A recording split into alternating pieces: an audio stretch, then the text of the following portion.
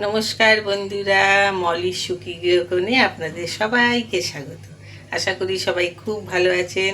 Weather আস্তে আস্তে change হচ্ছে, এবার মনে হচ্ছে বর্ষা আসবে। কালকের দিনটাও বেশ ভালো গেছে, তবে সকালবেলায় ছিল প্রচণ্ড গরম, ঘেমে ঘেমে অস্থির। ওআরএস খেয়ে খেয়ে শরীরটাকে একটুখানি জুড়িয়েছিলাম, নাহলে ভীষণ ক্লান্তি এসে যাচ্ছিলো। আর পা দুটো কিরম যেন এখন এই ক্লান্তি আসলে অবশ অবশ লাগে।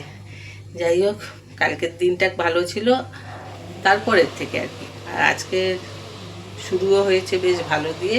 জানি না যত সময় যাবে কি হবে। কালকে আমাদের বাড়িতে জানেন বেলার দিকে শুনলাম যে চুরি হয়েছে নিচে একতলাতে, আর হয়েছে এই পাশের, আমি রান্নাঘর থেকে করি না, পাশের বাড়িতে। সে সিসিটিভি ফুটেজ আছে, আপনাদের সঙ্গে শেয়ার করব। কি সাংঘাতিক, পরে গল্প করব। হ্যাঁ, অনেক গল্প। এখন রান্নাটা বসিয়ে দিয়ে আবার অফিস, কর্তামশাই তো সেই সকালবেলা বেরিয়ে গেছে 6:30টায়। আমি একটু বসিয়ে দিই, সোয়াবিন ভিজিয়ে রেখে গেছে দেখছি। তো সোয়াবিনের একটা পদ করব, যেটা বাড়ির লোককে বুঝতে দেব না কি রান্না করেছি। চলুন বসিয়ে দিই। আরও কত কিছু মাথা দিয়ে হবে, বাঁধাকপি, আর মাছের মাথা দিয়ে বাঁধাকপি করব, ভেন্ডির চচ্চড়ি, পটলও কেটে রেখে গেছে, পটল আলুর চচ্চড়ি। কি কি করি দেখি, আপনাদের সঙ্গে সোয়াবিনের তরকারিটা আগে শুরু করে দিই। চলুন যাই। নিয়ে নিয়েছি সোয়াবিন, খুব একটা চিপিনি, যাতে একটু জল আছে, কারণ পেস্ট করতে লাগবে তো। ধনে পাতা, রসুন আর আদা, দুটো কাঁচা লঙ্কা, এগুলোকে পেস্ট করে নিয়ে আসছি। দিয়ে দেবো সামান্য তেল, পরে আবার দেবো তেল, এখন এইটুকুনিতেই হয়ে যাবে। আর আমি একটুখানি আলুও ওই গ্রেটারে একটু এই করে নিয়েছি। দেবো একটু টমেটো। তেলটা গরম হোক। বন্ধুরা, এক তো নিউট্রিলাতে তো একটুখানি উগ্র একটা গন্ধ, তো এতে যদি এই ডাটাগুলো দেন, এগুলোতে খুব স্ট্রং ফ্লেভার, তাহলে ওই উগ্র গন্ধটা খুব একটা আসবে না। আর যে কোনো রান্নাতে, কিছু কিছু রান্নাতে ধনে পাতার গন্ধটা চাইলে ধনে পাতার থেকে বেশি এই ডাটাটা বেশি আপনাকে সুগন্ধ দেবে। চলুন, আমার তেল গরম হয়ে গেছে, দিয়ে দিলাম একটু সামান্য গোটা জিরে, টমেটোটা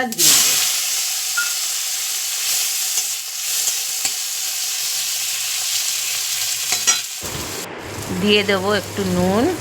টমেটোটা তাড়াতাড়ি গলে যাবে, তাহলে পরিমাণ মতো দেব হলুদ, একটু কাশ্মীরি লঙ্কার গুঁড়ো, একটু জিরে গুঁড়ো আর একটু ধনের গুঁড়ো দিয়ে মশলাটা ভালো করে কষে গেলে সোয়াবিনের যে পেস্টটা আছে সেটা দিয়ে দেবো। নুনটা ওইভাবেই দিলাম, কারণ একটু আলুও পড়বে আর সোয়াবিনটাও একটুখানি তো মানে জলটা শুকাতে হবে, ভাজা ভাজা একটু হতে হবে, তো কমে যাবে অটোমেটিক, ওই জন্য নুনটা সেই মতোই দিলাম। মশলাটা থেকে সুন্দর গন্ধ বেরিয়েছে। এইবারে এটা দিয়ে দিলাম সোয়াবিনের পেস্টটা। এবারে আঁচটা বাড়িয়েই এটাকে যতক্ষণ না জলটা শুকোচ্ছে, কড়াই থেকে ছেড়ে আসছে, ততক্ষণ এটা করতে থাকবো আর নাড়তেই থাকবো, নাহলে আবার নিচে লেগে যাবে, পুড়ে যাবে। যেই তো ধনে পাতার ডাঁটাটাও আছে, যার জন্য সোয়াবিনের যে উগ্র গন্ধটা ওইটা কিন্তু নেই। অনেকটা জল শুকিয়ে গেছে, কমে গেছে, দেখেছেন? কড়াইতে লেগেও যাচ্ছে, সুন্দর একটা গন্ধ এসছে, কাঁচা গন্ধটাও চলে গেছে, আর বেশ ভালো লাগছে। একদম লেগে যাচ্ছে, সুন্দরভাবে এটা কষে গেছে। এবার স্বাদের জন্য একটু মিষ্টি দিলাম, আর দিয়ে দেবো আলুটা যেটা স্ম্যাশ করে রেখেছি। এবার এটাকে খুব ভালো করে মিশিয়ে নেব। এইটাকে নাবিয়ে ঠান্ডা করে, আমি তো কোপ্তা করে করব, আর এটা কিন্তু কাটলেটও করে নেওয়া যাবে।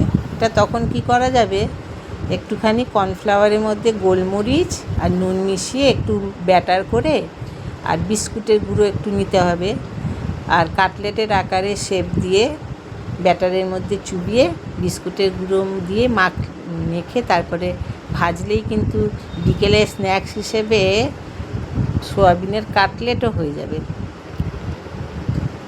দুরকম করেই করা যায়। তা আমি আজকে যেহেতু কোপ্তাকারি করব, সেই জন্য আমি এটাকে নাবিয়ে নিয়ে ঠান্ডা করতে দিয়ে তারপরে গোল গোল আকারে, কোপ্তা যেরকম হয় আর কি, সেই আকারে করে নেব। একটা জিনিস দিয়েই দুটো পদ হয়ে যাবে বন্ধুরা। এবার এটাকে ঠান্ডা করতে দিয়ে মশলাটাকে তৈরি করে নেব। আর একটু তো আলু দেব, সুন্দর একটা মিশে গেছে, গন্ধ বেরিয়েছে। আর যেই তো ওই ধনেপাতার ডাঁটা আছে, এটা কিন্তু খেয়ে বুঝতে পারবে না যে এটাকে সোয়াবিনের আছে কি না। এবার নাবিয়ে নেব। আমি নিয়েছি টমেটো, পেঁয়াজ, আদা, রসুন আর গোটা গরম মশলা। এটাকে এখন পেস্ট করে নেব। দিয়ে দেবো একটু কোপ্তাগুলো ভাজবো, সেই জন্য একটু তেল। এই তেলেই রান্নাবান্না হয়ে যাবে। তেলটা গরম হোক, ততক্ষণ কোপ্তাগুলো গড়ে নিই। চলুন বন্ধুরা। আমি একটু হাতে তেল মেখে নিয়েছি।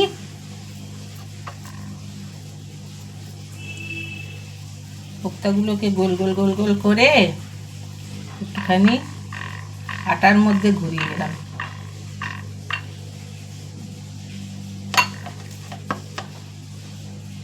এরকম করে নিয়ে সবকটা গড়ে নিচ্ছি। সবকটা কোপ্তা আমার গড়া হয়ে গেছে। এবার এগুলোকে ভেজে দিই। চলুন একে একে কোপ্তাগুলো সব ভেজে নেব।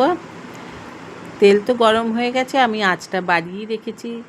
যেই তো কোপ্তাগুলোর এটা হলো, মশলাটা তো কুকটি আছে, যার জন্য এটার আঁচ কমিয়ে ভাজার দরকার নেই। জাস্ট একটু তেলের মধ্যে নাড়াচাড়া করে একটু লাল করে তারপরে নামিয়ে নেব। কালকে আমাদের রাত্রিবেলায় ঘুম মাঝে মাঝেই ভেঙেছে। চোটটার জন্য মানে মনের মধ্যে একটা হতে থাকে না, দোতলা থেকে তুলে যদি নিতে পারে, তো সেই জন্যই আর কি মাঝে মাঝেই ঘুম ভেঙেছে। আর 1 ঘন্টা ধরে ও এই কর্মগুলো করেছে। একে একে ভেজে নিয়েছি সবকটা। এবার জিরে ফোড়ন দিয়ে দিলাম ওই তেলের মধ্যেই, আর তেজপাতা, শুকনো লঙ্কা দিয়ে এবার বাটা মশলাটা দিয়ে দেবো।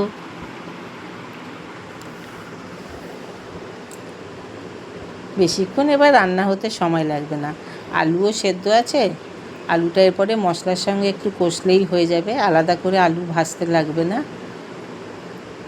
দিয়ে দিলাম কাশ্মীরি লঙ্কার গুঁড়ো, একটু রঙও হবে আর অবশ্যই গন্ধ হবে। দিয়ে দিলাম হলুদ, আর দেবো ওই জিরে গুঁড়ো, ধনে গুঁড়ো, রোজের যা মশলা আর কি। এবার সুন্দর করে কষবো। আঁচটা একটু কমিয়েই নেব, নাহলে পুড়ে যাবে। আর মাঝে মাঝে একটুখানি জল দেব।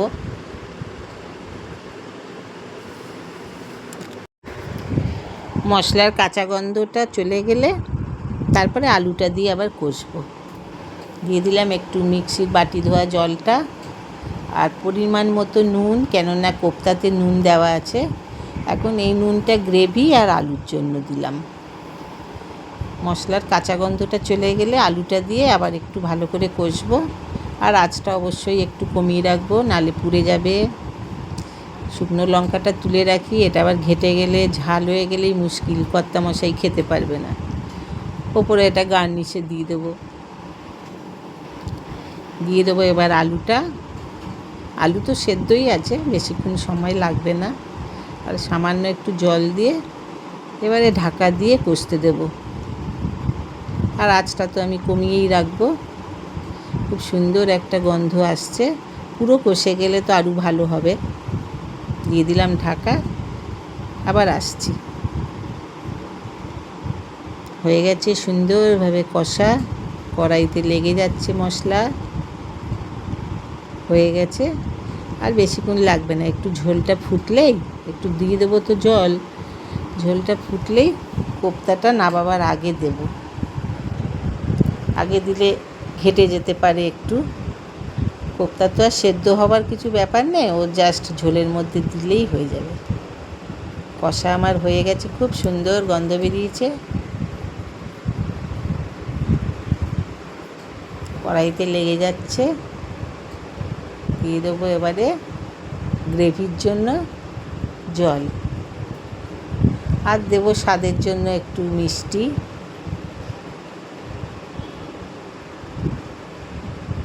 নিরামিষ এসব তরকারিতে একটু মিষ্টি না দিলে ভালোও লাগে না। আর একটুখানি জল দিয়ে দিলাম, একটু ফুটুক, তারপরে আবার আসছি। ফুটে গেছে বন্ধুরা। এবারে সামান্য একটু ঘি দিয়ে দিলাম। এইসব একটু রান্নাতে একটু ঘি না দিলে ঠিক জমবে না। দিয়ে দিলাম কোপ্তা, ব্যাস 2-5 মিনিট পরে নামিয়ে নেব। কেমন হয়েছে বন্ধুরা দেখতে বলুন তো? কেউ টের পাবে এটা কিসের কোপ্তা? বাড়িতে করে খাইয়ে দেখতে পারেন। দিয়ে দিলাম একটু ধনেপাতা। এবারে নামিয়ে নিলাম। ভাত দিয়ে রুটি দিয়ে জমে যাবে সোয়াবিনের কোপ্তা কারি। আপনারা করে খেয়ে দেখতে পারেন কেমন হয়েছে। অবশ্যই তাহলে একটু কমেন্টে জানাবেন বন্ধুরা। কালারটা তো বেশ সুন্দর এসছে। হয়ে গেছে আমার। একটু ওপরে এবার ধনেপাতা ছিটিয়ে দিলাম। ব্যাস রেডি আমার কোপ্তা কারি। সব কাজ সেরে বসলাম। ছেলেও অফিস বেরিয়ে গেছে। যত সময় যাচ্ছে ফের গরম বাড়ছে। আবহাওয়া কি চমকায়। কোপ্তা কারিটা কেমন হয়েছে আমাকে জানাবেন বন্ধুরা কমেন্টে। চোরের গল্পটা যেটা বলছিলাম, কালকে যখন বেলাতে আমাদের দিদি কাজে এসছে তখন জানতে পারলাম যে আমাদের নিচে যারা থাকে তাদের এই যে শাটারের এই জানলাগুলো ধরুন লাগানো, হ্যাঁ এসি চলছে লাগানো, কি করে খুললো বলুন তো? বলে যে নাকি ওরা সরু তার দিয়ে, পুলিশও এসেছিলো, তা তার দিয়ে খুলে যখন ওরা সকালে ওঠে এটুকুনি। এবার ওরা মোবাইলটা কিন্তু খাটের পাশেও রাখে না, কোনো খাটের সাইড টেবিলেও রাখে না, ওরা হলো মেঝের মধ্যে রাখে। আর জানলা থেকে মেঝেটা অনেক দূর, আর নিচটা একতলা হলেও মাটি থেকে অনেকটা উঁচুতেই আছে আমাদের এটা। তা ওখান থেকে নিয়ে নিচ্ছে। সকালে ওদের অ্যালার্ম বাজছে না, ওর মেয়েকে নিয়ে স্কুলে যায়, 6:15 সময় বেরোয়, সাউথ পয়েন্টে পড়ে। তো অ্যালার্ম বাজছে না দেখে যাই হোক উঠেছে, দেখে ফোন নেই। তারপরে থানায় গিয়ে ডায়েরি করেছে। এবার শুধু তারপরে জানা গেল আমাদের এই যে এই বাড়িটার পাশের বাড়ি, ওই বাড়িতে সিসি ক্যামেরা আছে। ওই বাড়িতে কি করেছে আপনাদের সঙ্গে সিসি ক্যামেরাটা আমি শেয়ার করব, মানে দেখবেন মনে হয় গা চমচম করে ওঠে। আমাদের নিচে হয়েছে দুটো, কততে ওটা আমি ভোর রাত বলবো না মাঝরাত বলবো জানি না, 1 ঘন্টা ধরে ও তদন্ত করেছে রাস্তা দিয়ে ঘুরে ঘুরে। তারপরে ওই বাড়িতে ঢুকেছে। ওই বাড়িতে উঠে দোতলায়, ভদ্রলোক বলছে মানে খুব রিস্ক নিয়েই করেছে। টেবিলের ওপরে 5,500 টাকা ছিল, একটা সোনার আংটি ছিল, আর আইফোন ছিল, ভিভো ফোন ছিল, সব গেছে নিয়ে বেটা চলে গেছে। পুলিশ এসে তো সব তদন্ত করে গেল। এখন ধরা পড়বে কিনা জানি না। এই এক আতঙ্ক, কিছুতেই শান্তি নেই। জানলা কী করে খুললো মাথায় ঢুকছে না, মানে কি বলবো। বলছে যে কিছুভাবে, আর মেঝে থেকে কি করে মোবাইলটা তুললো। পুলিশ বলছে ওদের কাছে সব কিছু থাকে, আপনাদের সিসি ক্যামেরায় শেয়ার করবো, দেখবেন পিঠে একখানা ব্যাগ আছে, মানে ওর মধ্যেই সরঞ্জাম। এদের এত বুদ্ধি, এরা পড়াশোনাটা কেন করে না কে জানে, সব নোংরা কাজে লাগায় ওদের বুদ্ধিগুলো। যাই হোক বন্ধুরা, আপনাদের সঙ্গে আমার এই অভিজ্ঞতাটা রোমাঞ্চক ব্যাপার আর কি শেয়ার করলাম। আর ভিডিওটা কেমন লেগেছে একটুখানি জানাবেন বন্ধুরা, পারলে একটুখানি কমেন্টে রেসিপিটা একটু বলবেন কেমন হয়েছে। নতুন বন্ধুদের স্বাগত আমার চ্যানেলে, পারলে সাবস্ক্রাইব করে একটু পাশে থাকবেন। আর পুরনো বন্ধুদের তো অনেক অনেক ধন্যবাদ। সবাই খুব ভালো থাকবেন, সুস্থ থাকবেন, আর সাথে একটু জল টল খাবেন, শরবত। আজকের মতো আসি, আমি সিসি ক্যামেরার ফুটেজটা আপনাদের সঙ্গে শেয়ার করি। আজকের মতো আসি, টাটা। এটা হলো আমাদের বাড়িতে, এই সাদা বাড়িটা আমাদের পাশের বাড়ি। এইটারই পেছন দিক দিয়ে, মানে ওই তার যেই বাড়িতে চুরি হয়েছে সেই বাড়ির সিসি ক্যামেরা আছে, তাই পেছনের কিছুটা অংশ থেকে আমাদের এইটুকুনি উঠেছে। এরকম দেখছেন, মানে দেখেই তো প্রথমে আমার গা শিরশির করে উঠেছে। পিঠে ব্যাগ ঠ্যাগ নিয়ে যা ভালো জামা কাপড় পরে সুন্দরভাবে বেরিয়েছে। এদিক দিয়ে ঘুরে আবার এদিকে এসে দেখে আবার ওই পেছন দিয়ে চলে যাবে। এটা আমাদের বাড়ি। ওই দেখুন, ও আমাদের ওই বাড়িটায় ঢুকেছিল, ঢুকেও কিছু ব্যবস্থা করতে পারেনি দেখে আবার বেরিয়ে গেছে। বেরিয়ে এবারও একটা লাঠি নিয়ে আসবে। আর এই দুটো বাড়ির চুরির হলো 1 ঘন্টার ব্যবধানে হয়েছে। 1 ঘন্টা ধরে ও সব তদন্ত করেছে আর কি, তারপরেই ও কাজকর্মগুলো করেছে। ওই দেখুন লাঠি নিয়ে যাচ্ছে, মানে ঘুমিয়েও আমাদের শান্তি নেই। সবাই খুব সাবধানে থাকবেন বন্ধুরা। চুরি ছাঁচড়ামও বেড়ে চলেছে। আমাদের এখানে একটা মন্দির থেকেও নিয়েছে 2 লাখ টাকা। এ কিনা জানি না, সেটা হলো অন্য কেউ হতে পারে। ওই ঢুকে গেল, দয়া করে 200 টাকা নাকি রেখে গেছে। আর ওদের বাড়িতে দোতলা থেকে করেছে, আর রিস্ক নিয়েই করেছে। যাক বন্ধুরা, আজকের মতো আসি, সাবধানে থাকবে।